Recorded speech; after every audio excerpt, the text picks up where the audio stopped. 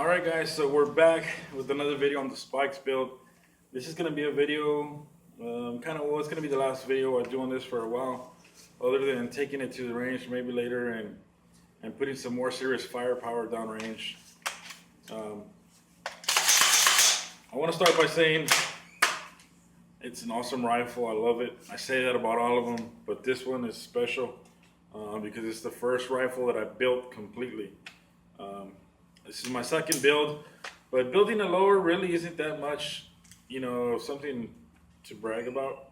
Well, the barrel wasn't that hard either, but putting the barrel in and the barrel nut and the gas key and all that, it was pretty special to me, and it came along really nice. I'll give you some close-ups here. It's got the buttstock. I do want to change the buttstock. Got a little rattle in it. All MOEs do that. It doesn't have the crunch on there. It'd be nice if I could find the Roger Super Stock in FDE. That would be nice. That is a really nice stock.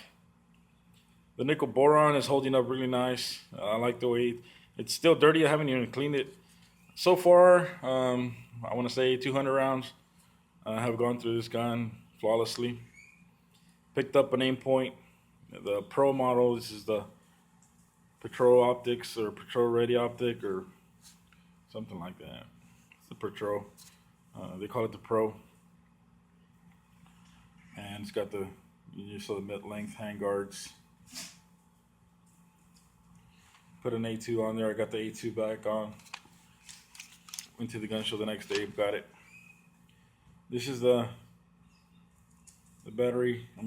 flashlight, the Surefire 6XP, 320 lumens. It's bright enough, does the job, pretty nice. And I got my sling on there that I had on my Colt. Put the sling on there, FDE sling. I like the profile of the barrel. The barrel holds up really nice, and I don't know if you can hear that. Got the hammer forging on there. When a hammer forged barrel, you could hear it whistle because there's like these little raised parts on the steel that it makes the heat transfer really nice. Makes the barrel cool off faster. Really accurate firearm. I liked it a lot. It was real accurate. Shot it at 0 to 25 for a 300 0. Went out to 100 and it was awesome. Parts hold up really nice on it. The Maytech rear sight, it's got the 300 yard 0 there. I don't know if you can see that clearly, but it's at 300. And then I got the aim point sitting all the way to the front of the receiver.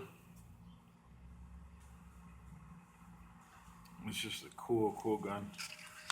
I like it a lot. And I'm gonna go out and shoot it some more. I want to put it through its paces. I'm not going to clean it right now. I want to see how long the nickel boron is really going to hold up and where we can, start to see where it gets a little sluggish. I'm not going to let it malfunction on me, but when I start feeling it sluggish, I'm like, okay, it's time for a cleaning. Right now, it's actually really smooth. I mean, it's smooth. You might not be able to tell on camera, but it's smooth, and I like that. I got my Colt buffer spring and buffer in here, so it's got a heavy buffer. It's not a Spikes tactical buffer. And let me get this open here for you guys, but I'm gonna have to use a bullet because that's the one thing about this receiver that is really tight. It's really tight. It's got like some Cerakote paint in it, but I'm leaving it because I have no play whatsoever on my upper receiver to the lower, so I'm gonna leave it like it is. And I don't know if you'll be able to see on camera. I can't really tell myself, but there's some grit in there. We shot some steel. Some steel went through the gun. Let's take the bolt out. You can see the bolt is dirty.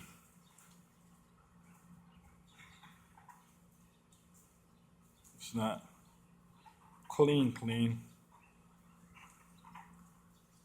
The bolt is, it's got some grime on it. It does have the, see, look, you can see it's kind of burnt there, but it is magnetic particle inspected. It's got an MPI stamping on there.